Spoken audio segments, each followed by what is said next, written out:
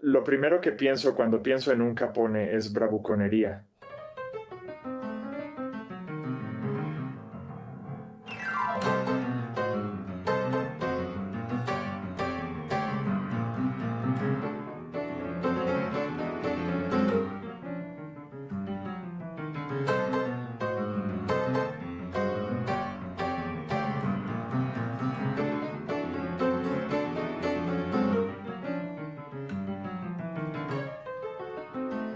Día de San Valentín, 14 de febrero, tenemos uno de los asesinatos en masa más notorios de la historia de Estados Unidos.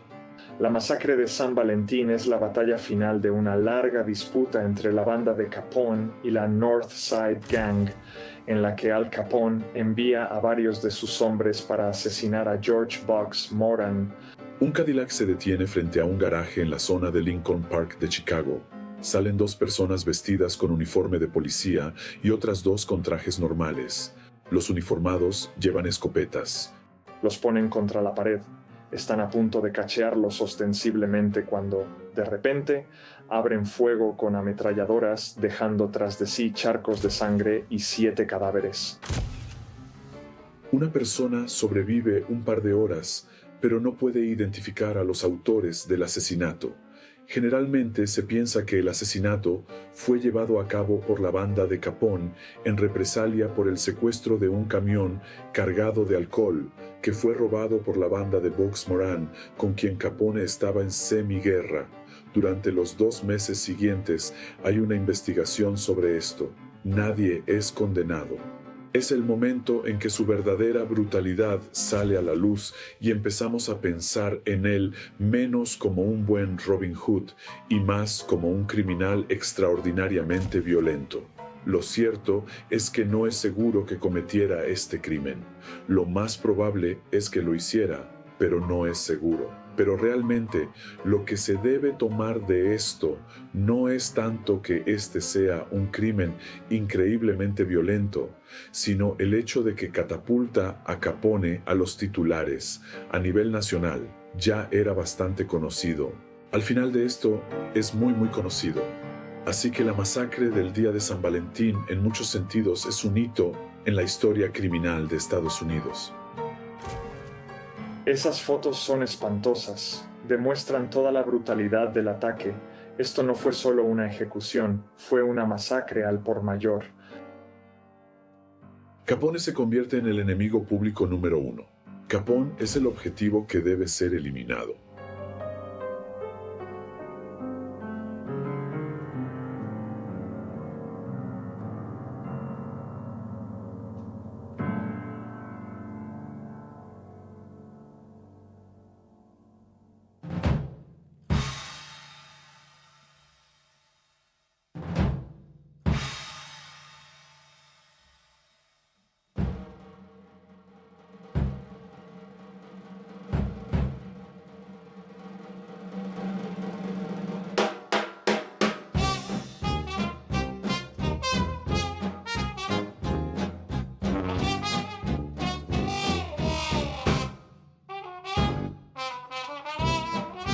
A finales del siglo XIX, Estados Unidos experimenta una serie de cambios radicales. Desde el final de la Reconstrucción, América vive la Edad Dorada, en la que se observa una rápida expansión industrial, una rápida expansión urbana y cambios drásticos en la política, la cultura y la sociedad de Estados Unidos.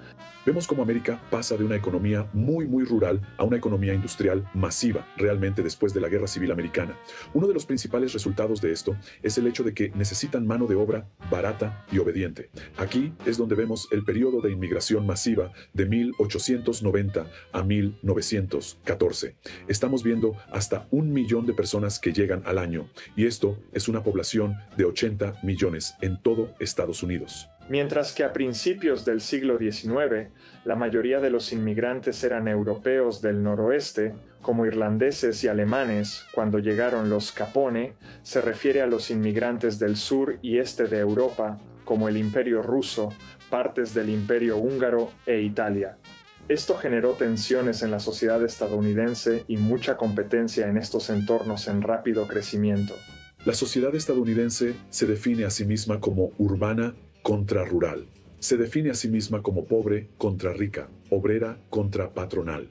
Pero lo más importante, diría yo, en este periodo, es que consideramos esta diferenciación en función de los inmigrantes y los nacidos en el país.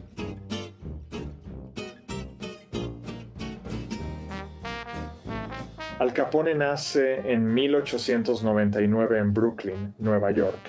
Es el cuarto de los hijos de Capone y el segundo que nace en Estados Unidos.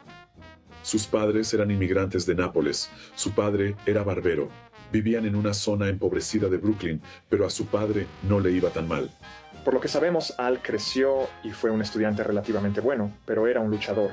A menudo se metía en peleas con los niños de la zona y, en particular, con otros grupos de niños de grupos étnicos rivales. Una de las historias más famosas es la de un grupo de niños italianos que luchan contra los niños irlandeses que acosan a las lavanderas italianas. Al parecer, Al recorre el barrio con una de las lavadoras que utilizan, golpeándola como un tambor para dirigir a su pequeño ejército contra los niños irlandeses. Va a la escuela hasta los 14 años, cuando abandona los estudios. Entonces empieza a jugar en las calles, como una especie de punk callejero, y luego se convierte en el topo de una banda. A los 16 años trabaja con la banda Five Points y es proxeneta, ejecutor y portero de discoteca.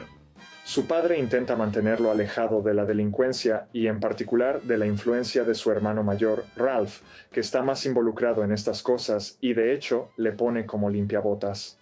Se sentó en la esquina de Union y Columbia, un cruce muy transitado de Brooklyn, para intentar que tuviera un trabajo decente.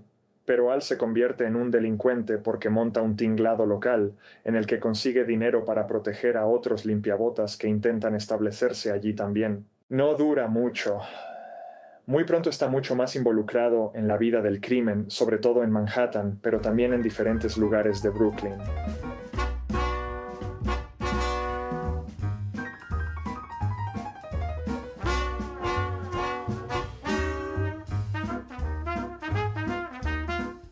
El Harvard Inn es un establecimiento regentado por Frankie Yale en Coney Island, al sur de Brooklyn, un lugar muy interesante porque es donde Al Capone se establece como criminal. Frankie Yale lo trae y lo pone como portero, ostensiblemente. Así que está allí para interrumpir peleas, para aprovechar su gran tamaño y su corpulencia para imponerse, para intentar conseguir el dinero de las deudas. Y es un lugar muy interesante porque es donde Al Capone se hará su famosa cicatriz. Capone odiaba el apodo de cara cortada. Tenía 2 cicatrices en la parte izquierda de la cara. Eran el resultado de una pelea bastante fuerte con un hombre cuando aún estaba en Nueva York. Al parecer, Capone había empezado a charlar con su novia y el hombre había sacado un cuchillo y le había acuchillado en un lado de la cara y también en el cuello. Capone tuvo suerte de sobrevivir, pero odiaba la idea de Scarface. Odiaba sus connotaciones. A menudo utilizaba polvos para disimular las cicatrices y solo se hacía fotografiar por el lado derecho. Pero lo interesante de Scarface es que nos muestra cómo han cambiado los criminales en esta época. Los gángsters de las décadas de 1860 y 1870 mostraban con orgullo sus cicatrices. Estarían felices de mostrar sus heridas de guerra. Estaban felices de mostrar que eran duros, que no se metieran conmigo. Capone era diferente. Capone quería ser aceptado. No quería que esas cicatrices fueran prominentes y ciertamente no quería que se asociaran con sus negocios. Capone es interesante desde este punto de vista porque muestra cómo ha cambiado el criminal. El criminal ya no es el pandillero de las décadas de 1860 y 1870. Ya no se viste de forma peculiar para distinguirse. Ya no quiere mostrar con orgullo su historial de violencia o su estancia en prisión. Ya no son insignias de honor. Son insignias de estupidez en este momento.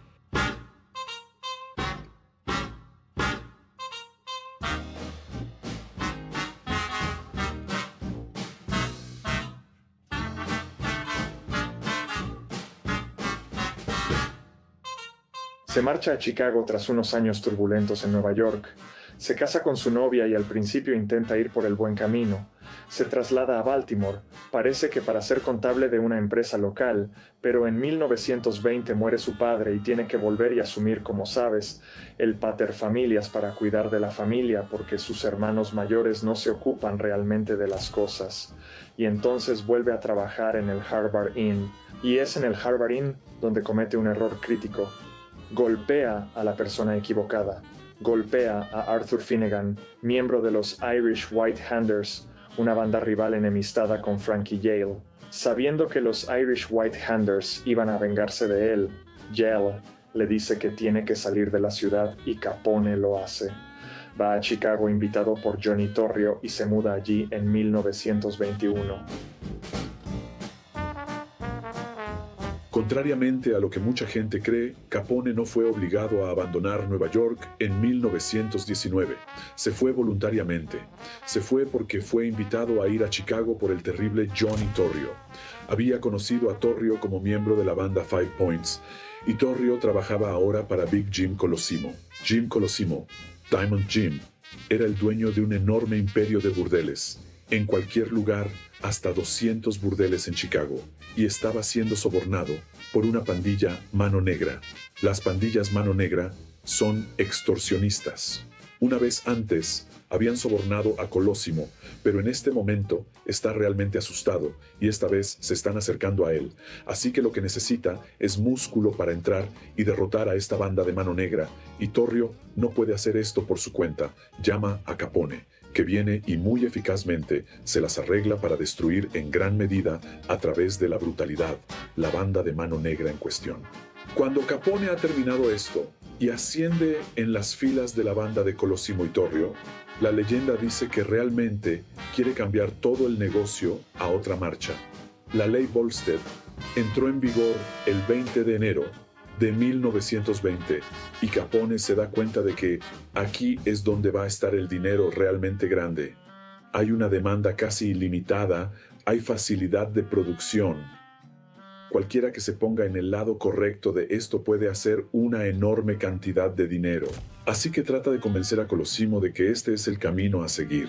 Colosimo no lo ve así y cuenta la leyenda que entre los dos, Torrio y Capone, matan a Colosimo y se apoderan de su imperio.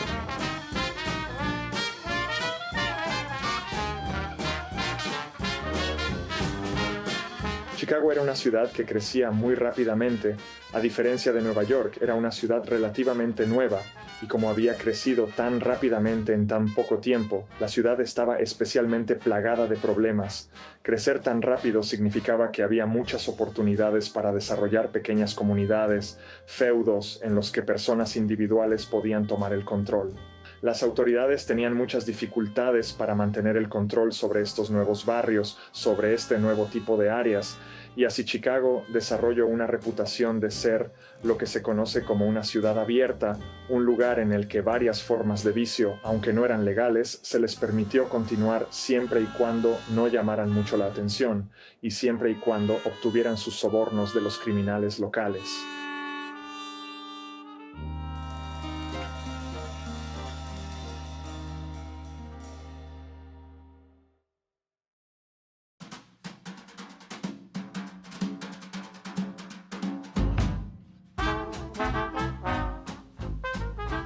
Los locos años 20 son realmente la idea de la cultura de consumo enloquecida.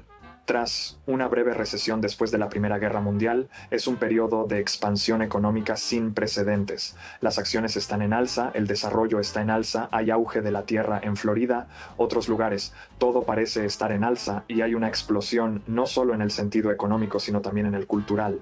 Estamos viendo cómo América vive realmente su década de fiesta, la ginebra de bañera, las flappers, la idea de que América está realmente rodando en este momento.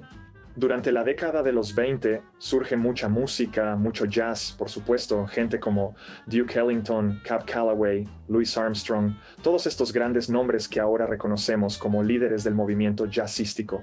Muchos escritores, el más famoso, por supuesto, F. Scott Fitzgerald, pero también Ernest Hemingway, muchos de los escritores del Renacimiento de Harlem, Langston Hughes, Zora Neale Hurston, comienzan a darse a conocer durante este periodo. Es realmente una década en la que parece que nada puede detenerse, como si todo fuera a seguir rugiendo. No tenemos que buscar mucho más allá de mirar a Hollywood. Fíjense en la reciente película Babilonia, que lo describe tan bien. Miren El Gran Gatsby. Son ideas de consumo conspicuo. El héroe de esta época es la persona que puede tirar el dinero como un loco, y esa es una de las razones por las que Capone encaja tan bien en esta idea.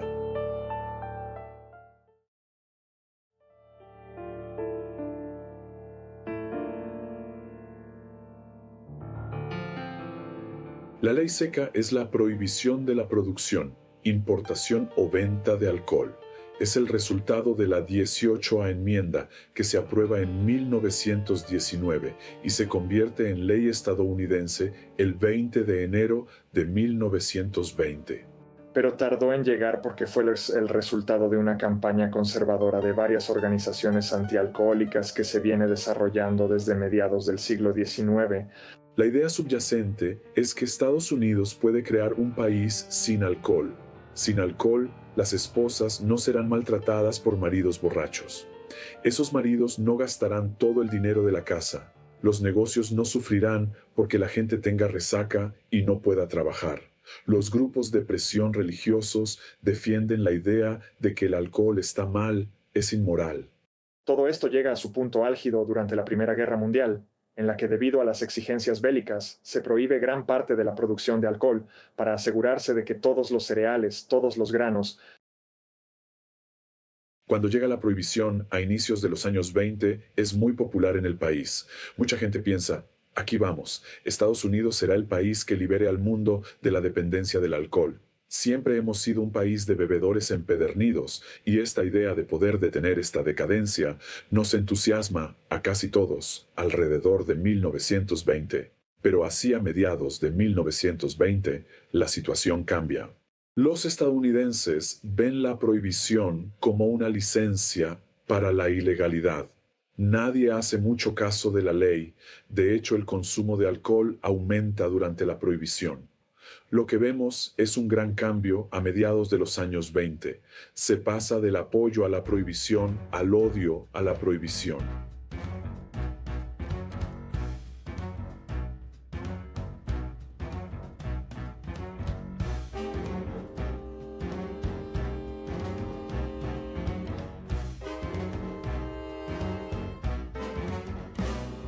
Un bar clandestino es un local en el que se sirve alcohol ilegalmente y que adopta diferentes formas. Algunos se parecen a una taberna abierta en una ciudad en la que recibían protección policial, no había necesidad de esconder cosas. En una ciudad en la que recibían protección policial, no había necesidad de ocultar nada. Otras eran más elegantes. En el bar clandestino, porque no había ninguna ley que lo controlara, vemos muchas más mujeres, vemos a menudo mezcla racial, vemos la aparición de una cultura de la droga. Si estás violando la ley para tomar una copa, ¿por qué no violar la ley para hacer algo que te va a dar más de un zumbido? Las ideas detrás de Speak Easy es la influencia de Speak Easy en la cultura americana en la década de 1920 son difíciles de estimar alguna vez realmente. El primer trabajo de Al Capone en Chicago fue portero de nuevo.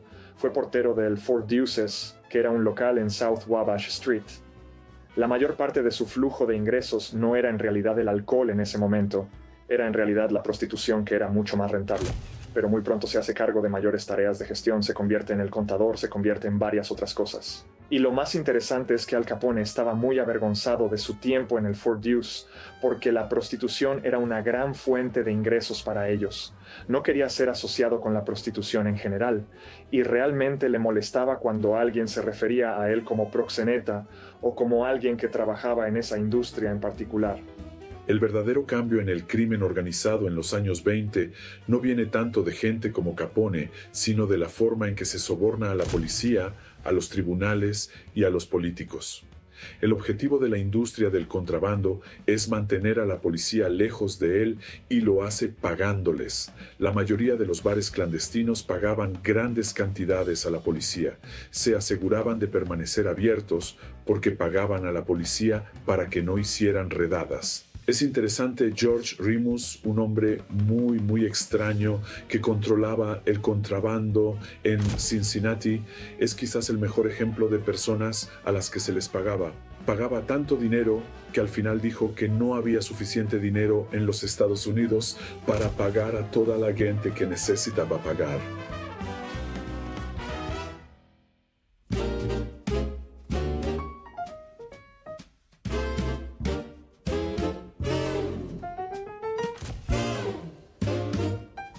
Johnny Torrio es un gángster italiano. Es mayor que Capone y en 1909 abandona Nueva York para ir a Chicago invitado por Big Jim Colosimo.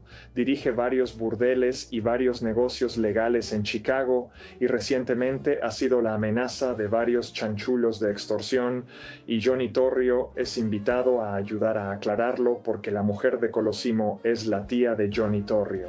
Cuando Capone necesita un lugar al que ir, es Frankie Yale quien recomienda a Torrio que invite a Capone y entablan una relación muy estrecha porque Capone es un tipo de confianza, trabaja bastante duro y lleva a sus hermanos con él, Ralph y Frank, que también son bastante eficaces. Son bastante grandes, corpulentos, intimidantes y consiguen cosas. El ejemplo más destacado de esto es su toma de la ciudad, Cícero, donde Frank y Al, en particular, ayudaron a asegurar la elección del alcalde republicano local, que estaba a punto de ser desbancado en un asunto muy sangriento, y se las arreglaron para crear una pequeña comunidad fuera de Chicago, donde básicamente pueden manejar las cosas a su antojo. Así que Al Capone se convierte esencialmente en el confidente de Johnny Torrio, su mano derecha, en el periodo alrededor de 1923-1924.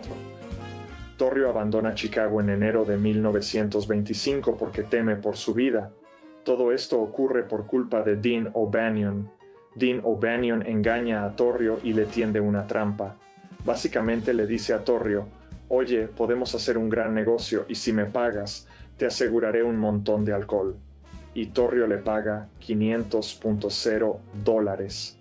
Pero cuando se presenta en la cervecería Seven, se encuentra con 20 policías que Dean O'Banion había enviado antes. Se queda sin dinero y es investigado, finalmente es acusado y durante la mayor parte de su vida, Johnny Torrio había evitado la violencia. Solo empleaba la violencia cuando era necesario. Prefería compartir cosas, pero estaba harto de Dean O'Banion y la banda del Northside. Así que en noviembre de 1924, Frankie Yale y algunos otros entran en la floristería de Dean O'Banion y le disparan allí mismo. Los restos de la banda del Northside, por supuesto, buscan venganza. En enero de 1925, Jaime Weiss sufre 2 atentados contra su vida y, a finales de 1925, se marcha a Italia. Volverá un poco más tarde en la década, pero decide que no quiere lidiar más con eso y esto es perfecto para Capone porque hay mucho espacio en Chicago en este momento para que él se mude. Con la pandilla del lado norte debilitada, ahora puede moverse desde su base en Cícero, que era donde muchas de sus operaciones se estaban moviendo hacia ciudades más formales en Chicago y empezar a tomar el control. Quedaban muy pocos aspirantes tras la marcha de Johnny Torrio, así que solo era cuestión de eliminar a unos cuantos, intentar formar alianzas y podría hacerse con el control de la mayor parte de la ciudad. Lo importante de Capone es que acapara extraordinariamente los titulares. Le encanta ser el centro de atención. Cualquier idea, cuando aparece una cámara, salta a ella. Cuando aparece un micrófono, pone su cara directamente en él. No puede resistirlo. No sabemos por qué, pero esa es la naturaleza del hombre. Por supuesto, otros gángsteres habían hablado antes con la prensa, pero ninguno había intentado realmente controlar su imagen pública del mismo modo que Capone. Capone siempre fue muy ingenioso, siempre fue muy cortés con los periodistas y, por supuesto, ayudó bastante el hecho de que sobornara a algunos de ellos. Orquestó su imagen pública como ningún otro criminal lo había hecho antes. En el pasado, personas como Jesse James tenían leyendas sobre ellos, pero eran leyendas creadas después de su muerte. Al Capone está ahí creando su propia imagen como hombre de negocios que está siendo acosado por hacer algo que nadie creía que fuera un crimen y que todo el mundo quería que hiciera de todos modos. Tenemos criminales que visten como hombres de negocios, que se comportan como hombres de negocios, que dirigen sus negocios como hombres de negocios. Se dan cuenta de que la violencia, en realidad, solo va a llamar la atención, no les va a llevar necesariamente a ninguna parte. Así que hazlo todo de forma discreta. Asegúrate de que puedes mantenerte alejado de la mirada de la ley y, si no puedes, cómpralos. Es un ejemplo famoso de cómo Tony el Griego en 1927 orquestó su imagen pública tras el tiroteo y muerte de alguien en la calle. Decidió dar una rueda de prensa en su casa en Prairie Avenue, donde recibió a los periodistas con delantal, zapatillas y una cuchara de madera en la mano. Aunque su madre, Teresa, cocinaba, él se aseguró de agasallar a todos y mostrar su lado familiar como hombre de negocios. Ningún otro criminal había tenido tanto cuidado en garantizar el apoyo de la opinión pública.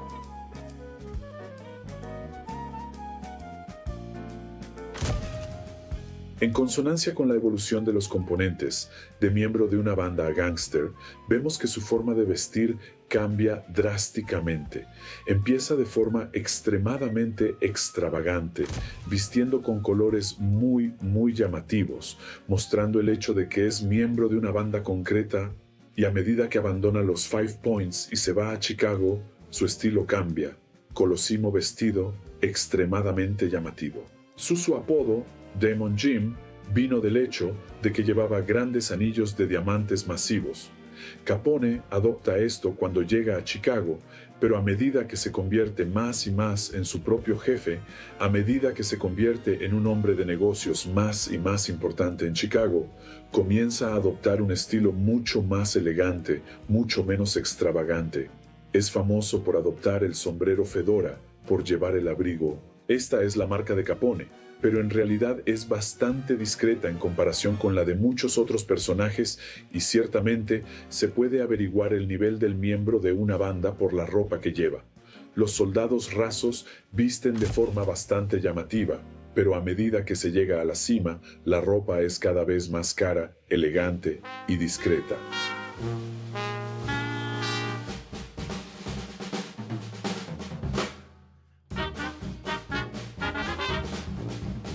Así que Hollywood cambió dramáticamente en la década de 1920.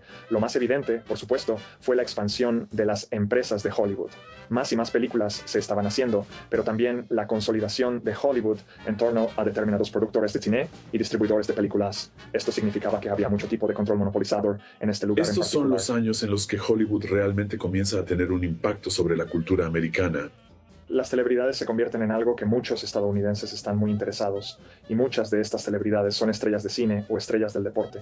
Estamos ante una industria muy grande e importante, y esta importante industria se da cuenta de que uno de los personajes más atractivos para representar en la gran pantalla es el gángster. Hollywood sin duda otorga glamour al gángster, pero solo hasta cierto punto. En esas películas el gángster siempre acaba perdiendo. El problema es que muchos estadounidenses no lo ven así. Interpretan que se les está dando glamour, lo que preocupa sobre cómo se interpreta a nuestra juventud. Warner Brothers produce 3 películas de gángsters al mes. El gángster es retratado como un personaje de Robin Hood. Es retratado como un personaje glamoroso. Es retratado como alguien a quien la gente realmente admira. Incluso durante su vida tenemos películas como Scarface que se basan en gran medida en su vida, ya que en muchos sentidos proporciona el arquetipo de una película de gángsters. Vamos, hombre, dame un respiro. Nunca le hice nada a nadie. Nunca lastimé a nadie. No, haz que otro lo haga por ti. No. ¡Espera! ¡No! ¡Johnny, vuelve! En los años 20, mucha gente consideraba al gángster como un héroe. Esto forma parte de la cultura estadounidense actual.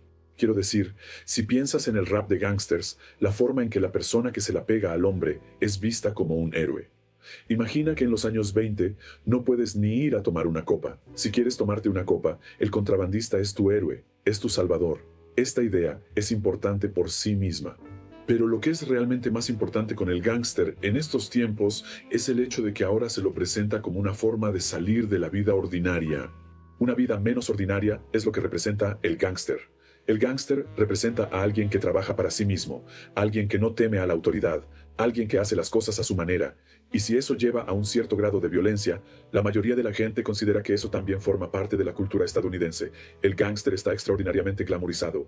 Si nos fijamos en Hollywood, tenemos grandes estrellas interpretando a gángsters. Tenemos grandes estrellas que se han hecho con papeles de gángsters. Quizá el más notable, Edward G. Robinson, por su interpretación de una figura basada vagamente en Capone en Little Caesar. Estos personajes son las personas que todo el mundo quiere ser. Los niños quieren crecer para ser alguien como Capone, quieren crecer para tener el estilo de vida de Capone, quieren tener su propia capacidad para establecer su propia agenda, no quieren que les digan lo que tienen que hacer. Las mujeres quieren que las vean con Capone. Les gusta la idea de este personaje ligeramente peligroso. La administración Roosevelt estaba, en cierto modo, recogiendo el testigo de la administración Hoover, que estaba recibiendo cada vez más presiones para intentar hacer algo con la delincuencia. Ahora, el problema es, por supuesto, que el gobierno federal no tiene jurisdicción cuando se trata de la mayoría de los delitos. Cosas como el asesinato, cosas como el secuestro y varias otras cosas son competencia de la aplicación de la ley estatal. En aquel momento, muy pocos delitos eran competencia de las autoridades federales. Pero a medida que los coches se hicieron más ampliamente disponibles, a medida que las armas de mayor potencia se recuperan más disponibles, el gobierno estaba más y más preocupado de que las autoridades estatales locales no pudieran hacerles frente. Y, en particular, estaban preocupados de que las autoridades estatales locales, la policía local, podría ser corrompida y por lo que comienzan a invertir más y más dinero en la oficina de investigación. El precursor del FBI, dirigido por J. Edgar Hoover, y empiezan a presionar para que la legislación amplíe la lista de delitos federales para incluir una gama más amplia de cosas, incluyendo, por ejemplo, la ley de secuestro interestatal que surge después del secuestro del bebé Lindbergh. Y al mismo tiempo, desarrollamos el Código Hayes. Ahora bien, el Código Hayes es bastante interesante porque no es un código gubernamental, no es algo que el gobierno establece, en realidad es algo que la industria de Hollywood establece por temor a que si no empiezan a censurar sus propias películas, alguien más lo haría. El Código Hayes se adoptó en 1930, pero solo comenzó a aplicarse en 1934 e incluye una lista de directrices de las cosas que no se pueden presentar en muchas de estas películas. Por ejemplo, no se podía mostrar la parte interior del muslo de un personaje femenino, los narcóticos no debían ser mostrados. Cualquier argumento en el que la policía fuera derrotada no debía mostrarse, y las películas que se produjeron después del Código Hayes son radicalmente diferentes. Uno de los ejemplos más interesantes es, por supuesto, G-Men, las características de James Cagney, la estrella de El enemigo público, que pasa de jugar el gángster para jugar el agente federal. Uno de los ejemplos más interesantes es, por supuesto, Hombres G, protagonizada por James Cagney, la estrella de Enemigo público, que pasa de interpretar a un gángster a hacer de agente federal.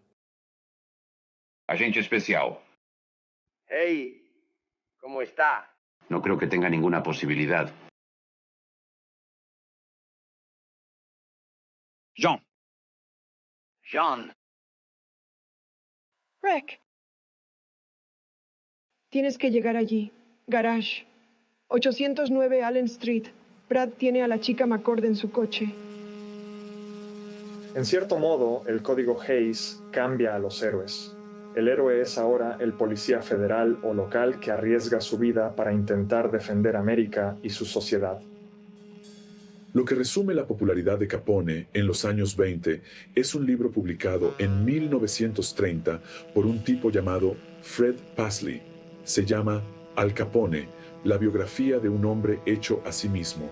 Y eso es exactamente lo que el público en general veía de Capone. Era un hombre que no seguía las reglas, que se salía con la suya, que era capaz de vivir la vida a su manera. La popularidad de Capone se debía en gran parte al hecho de que no podía resistirse a una cámara. Siempre estaba haciendo comentarios sobre todo, desde quién iba a ganar las series mundiales hasta quién debería ser el próximo presidente. Era un hombre extraordinario en ese sentido, pero por otro lado, también salía en los periódicos porque se le asociaba con actos de violencia. Capone fue sin duda una figura a tener en cuenta en los años 30. Es algo extraordinario porque hay otros gángsteres mucho más exitosos que Capone, pero a Capone le encantaba ser el centro de atención y era él quien realmente lo buscaba.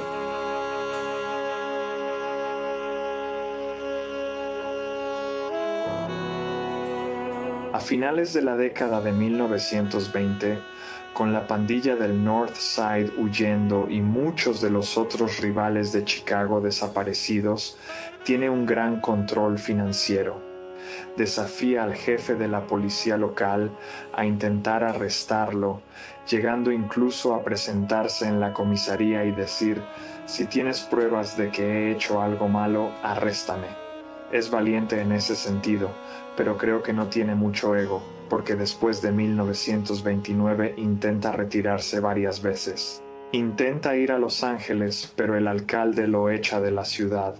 Prueba suerte en Miami, pero las autoridades locales también lo acosan. A partir de 1929, realiza movimientos que indican que no quiere permanecer en esta vida, quizás por los múltiples intentos de asesinato que ha sufrido. Es como si intentara dar un paso atrás. El problema es que es difícil hacerlo como jefe, ya que las autoridades lo buscan incansablemente.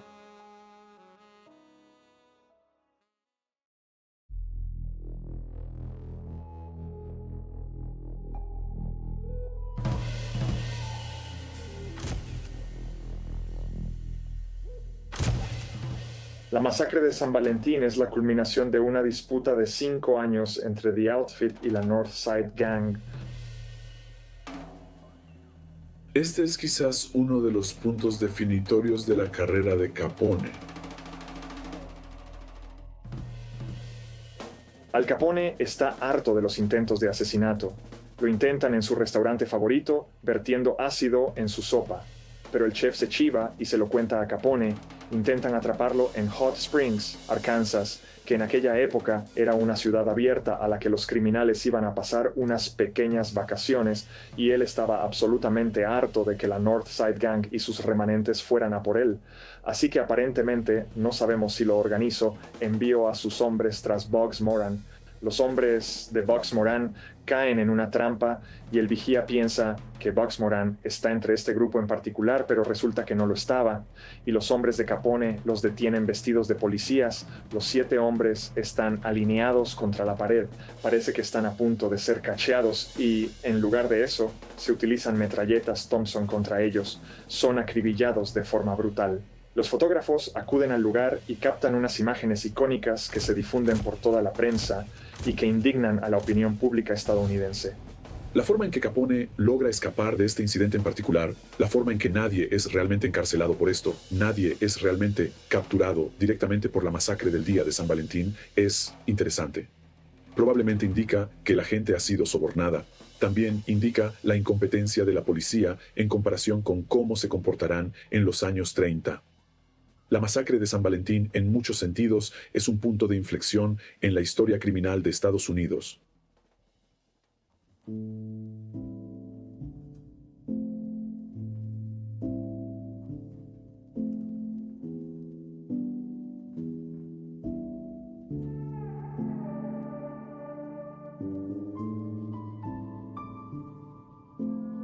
La opinión pública siempre había estado un poco dividida respecto a Al Capone.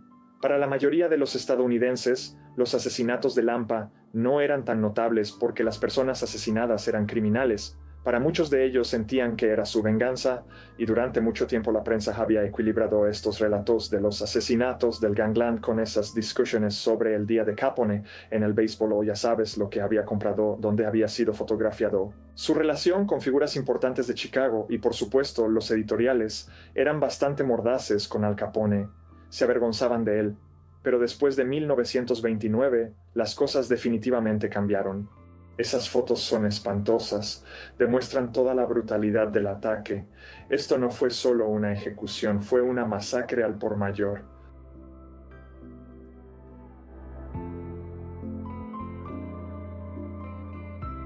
La masacre de San Valentín pone en acción a un grupo llamado Los Seis Secretos. Los Seis Secretos son un grupo de hombres de negocios, abogados y académicos que deciden que esto ha ido demasiado lejos, que la imagen de Chicago se está empañando tanto que hay que hacer algo. Y trabajan entre bastidores para que el gobierno federal actúe contra Capone. Y de hecho, tienen éxito con el gobierno federal.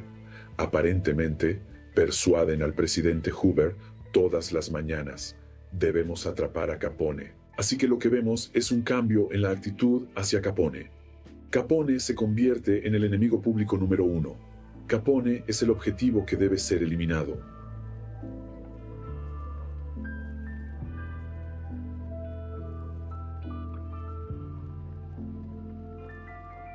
Así que la comunidad empresarial de Chicago llevaba mucho tiempo descontenta con la reputación que Capone y otras bandas se estaban ganando para Chicago. Hacía muy difícil hacer negocios en Chicago. Trajo esta reputación a la ciudad, que la reputación de la ciudad estaba en el barro. Chicago era conocida no solo a nivel nacional, sino mundial, como la ciudad de Capone, y no podían soportar eso. Realmente no les gustaba esto. Y tampoco les gustaba el hecho de que una de las razones por las que Capone pudo hacer esto fue por la cooperación de las autoridades locales de la ciudad y la policía. No es solo que Capone anduviera por ahí disparando a la gente, es que la ciudad de Chicago le permitía hacerlo y ellos querían asegurarse de que eso cambiara.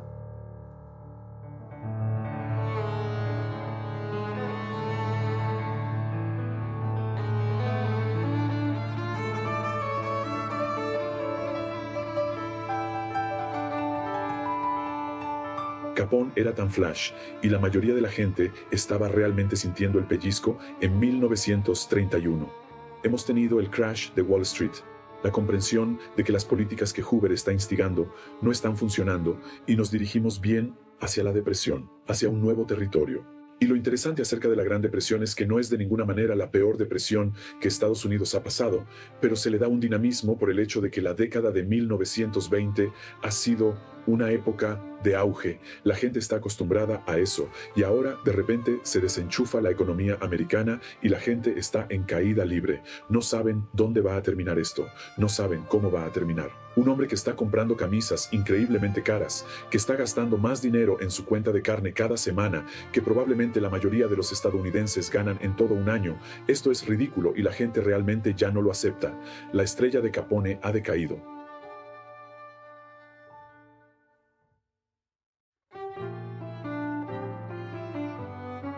Justo después de la masacre de San Valentín, en mayo de 1929, Capone asiste a una importante reunión en Atlantic City con otros grandes jefes del crimen. En esta conferencia buscan repartirse territorios y llegar a acuerdos entre distintas facciones. Entre los presentes se encuentran destacados criminales como Lucky Luciano y Mayor Lansky. Es una reunión de gran importancia, sin embargo, también manifiestan su descontento con Capone por haber planeado la masacre. Ante esto, Capone decide calmar las aguas. En su regreso, detiene su paso en Filadelfia y es arrestado por portar un arma escondida. Lo curioso es que, según los informes, parece haber tomado medidas para que atraparan con el arma, para así pasar un año en una prisión cómoda, mientras las cosas se tranquilizaban y el calor se disipaba un poco.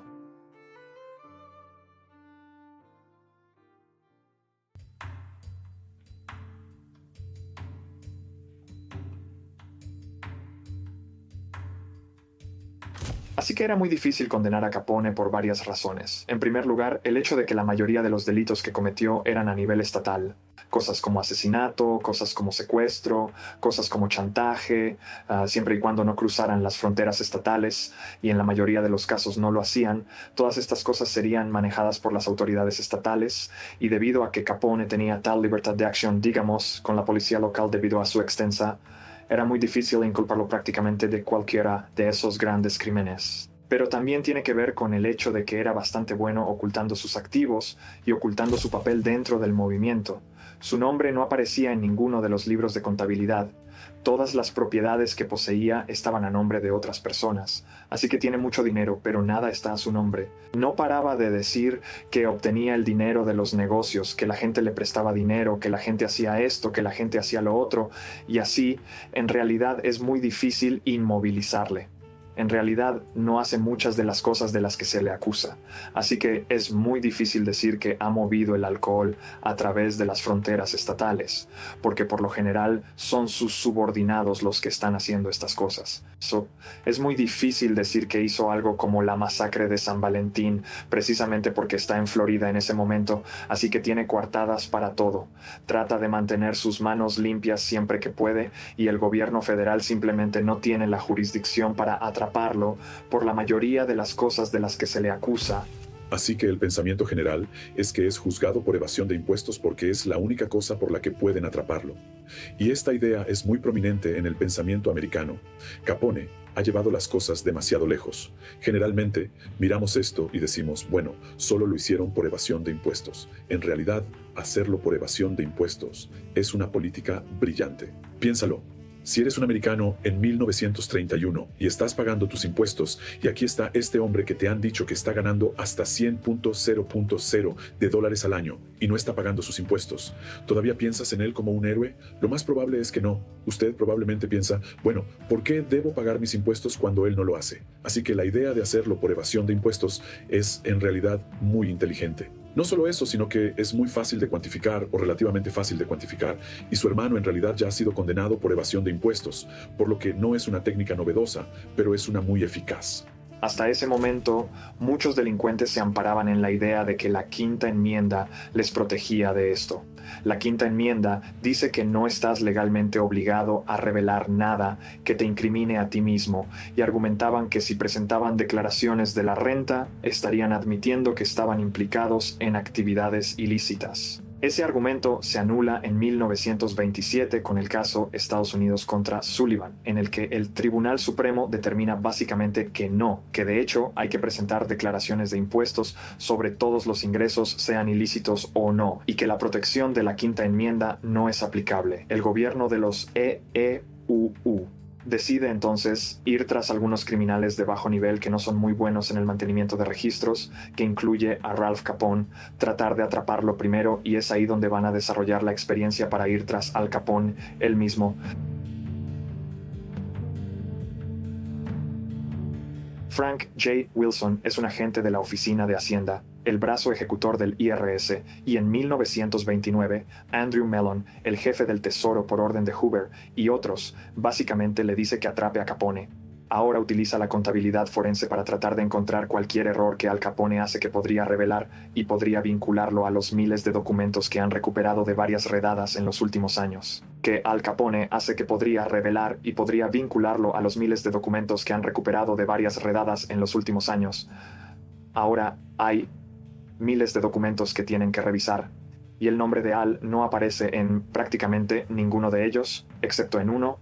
En 1926, después de que el ayudante del fiscal, David McSwiggan, es asesinado en un caso muy extraño, el gobierno allana la tienda de humo Hawthorne y se lleva uno de los libros de contabilidad. Y en uno de los libros de contabilidad, las iniciales de varios miembros de alto rango de The Outfit, incluyendo Al, aparece, y una indicación muy clara de la cantidad de dinero que está recibiendo, dónde el dinero va y todo lo demás. Este es un tipo de hallazgo muy importante, pero sigue siendo circunstancial, así que Frank J. Wilson tiene que hacer mucho más para asegurarse de que tiene un caso sólido. Necesita a alguien que diga que estas iniciales representan a Al Capone y a otros como Ralph.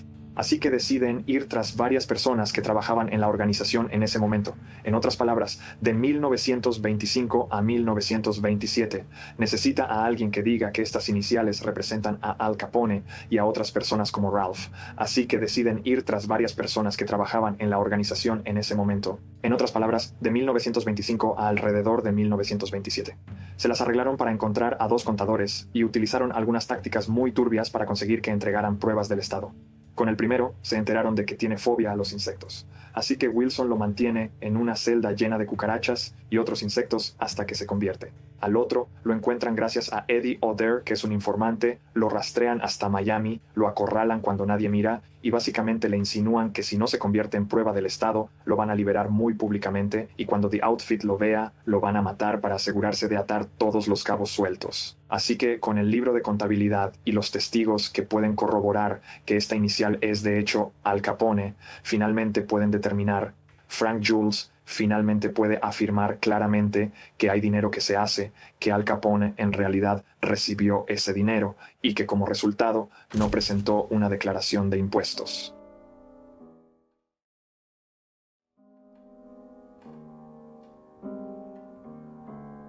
Sin duda, Capone pensó que podría salir indemne. En parte lo pensó porque su hermano, Ralph Capone, solo había recibido de 3 a 5 años y solo había cumplido unos pocos de ellos. Desde el momento en que sabe que esto va a suceder, comienza a hacer movimientos para tratar de resolver el caso, y es en ese proceso que comete un error crítico. En 1930, su abogado fiscal, James Mattingly, organiza una reunión entre Al Capone y miembros del IRS. Hacienda advierte que cualquier cosa que se diga en la entrevista puede utilizarse en su contra ante un tribunal, siguiendo el enfoque de los derechos Miranda. El abogado de Capone, James Mattingly, aclara que solo hablarán si la información no se usa en su contra, pero esto se olvidó rápidamente. Entonces Capone confiesa muchos detalles diferentes sobre ello. No contesta a todo, pero comete ese error porque piensa que si es franco a estas alturas, puede llegar a un acuerdo, puede conseguir una sentencia reducida, puede conseguir una celda cómoda como la que tenía en Filadelfia y simplemente aguantar unos años. Incluso podría beneficiarse de ello porque la presión podría disminuir un poco. Capone decide llegar a un acuerdo con la fiscalía acepta que por una sentencia reducida se declare culpable y presentan esa recomendación al juez, James Wilkerson. Pero James Wilkerson no tiene nada de eso, es solo una especie de propuesta consultiva. Decide rechazarlo y como tal, Capone retira inmediatamente su declaración de culpabilidad y comienza el juicio. Al comienzo del juicio, James Wilkerson se asegura de que el jurado no sea manipulado. Eddie O'Dare, el infiltrado del Chicago Outfit que informa al gobierno, les ha informado de que el jurado de su juicio ya había sido sobornado, así que decide cambiar el jurado con un juicio vecino que comenzaba el mismo día. Esto aseguraría que las personas que fueron seleccionadas nunca habían sido sobornadas y para asegurar que ese siguiera siendo el caso, el secuestro de ese jurado, que no era muy típico en ese momento.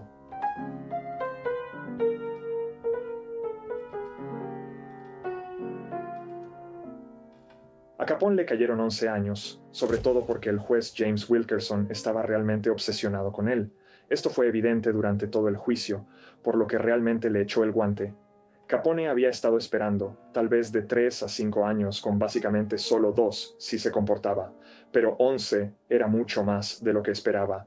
Encima de eso, por supuesto, tuvo que pagar multas para devolver mucho del dinero que no había declarado en primer lugar. Hablando de emoción en la cárcel del condado, finalmente se hizo realidad. Y aquí está la prueba. Señor Alphonse Capone, alias señor Al Brown, alias The Big Shot, se ha encontrado con el enemigo, y él es de ellos. De camino a la estación de Dearborn Street con una escolta que tendrá crédito por haberlo agredido. No pasará mucho tiempo antes de que el gángster más famoso del mundo sea solo un recuerdo ofensivo. Y si se porta bien mientras es huésped del tío Sam en Atlanta, saldrá de nuevo en solo 7 años y medio. Y así, hasta 1940, el señor Capone será el señor 40.886.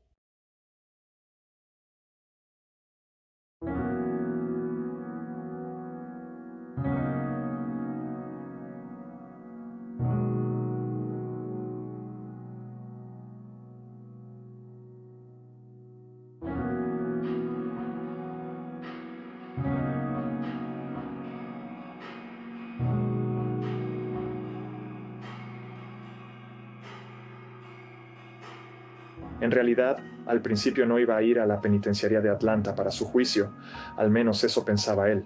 En un principio tenía la intención de ir a la penitenciaría federal de Leavenworth, en Kansas, y le hacía mucha ilusión porque allí estaban sus socios, Frank Needy y otros, y había oído que el alcaide le hacía la vida imposible.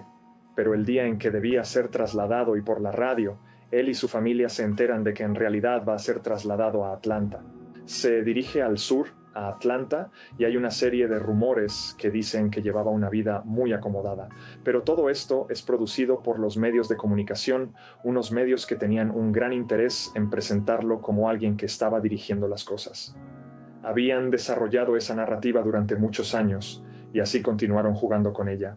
Muchos prisioneros que estaban en Atlanta en ese momento también alimentaron esa mitología, pero la realidad es que, sobre la base de todas las pruebas disponibles que tenemos, él vivía como cualquier otro prisionero.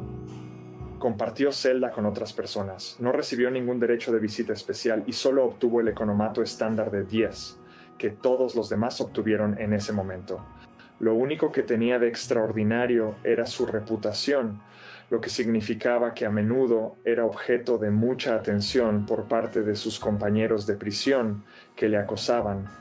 Pero Capone intentaba quedar bien con los guardias de la prisión porque sabía que si se portaba bien, le reducirían la condena. Después de un año allí, lo trasladaron a Alcatraz. Alcatraz es una isla de la bahía de San Francisco.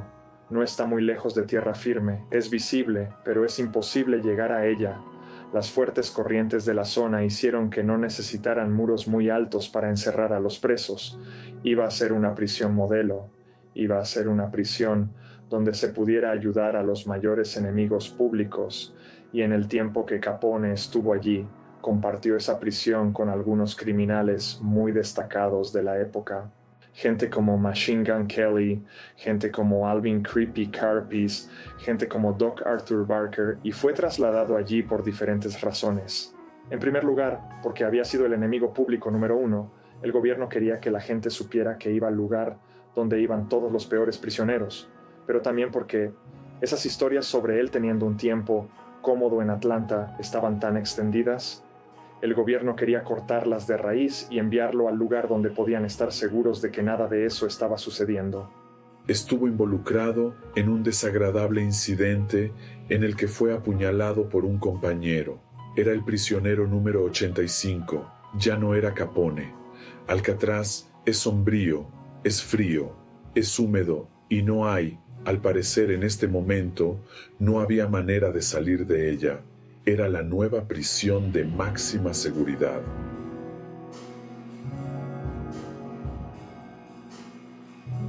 Al Capone contrajo sífilis, creemos que en su adolescencia. Incluso creemos que Mae y Sonny, su hijo, la tuvieron por su culpa. Así que pudo haberla contraído cuando era adolescente. Es una enfermedad degenerativa, empeora significativamente y llega a la fase neurológica después de cierto tiempo, y eso puede reducir gravemente tu capacidad mental.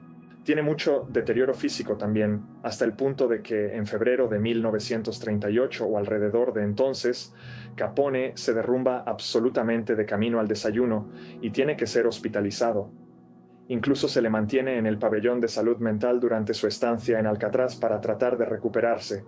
Habla consigo mismo. Incluso hay un caso muy conocido en el que lanza heces a un compañero de prisión. Está empezando a perder la cabeza como consecuencia de la sífilis. Los últimos años de su vida están relativamente bien documentados porque no se prodiga mucho. Las evaluaciones iniciales tras salir de prisión demuestran, según los médicos de la época, que su capacidad mental se había deteriorado hasta la de un niño de 12 años. No es realmente capaz de reincorporarse a The Outfit. Su hermano Ralph intenta que haga algunas cosas aquí y allá, pero en ese momento Ralph Capone no es el centro de la organización, por lo que tiene muy poca influencia. Así que pasa la mayor parte de su tiempo en Palm Isle, su propiedad en Miami. Pesca, sale a cenar, pero realmente no hace mucho mientras está fuera de prisión.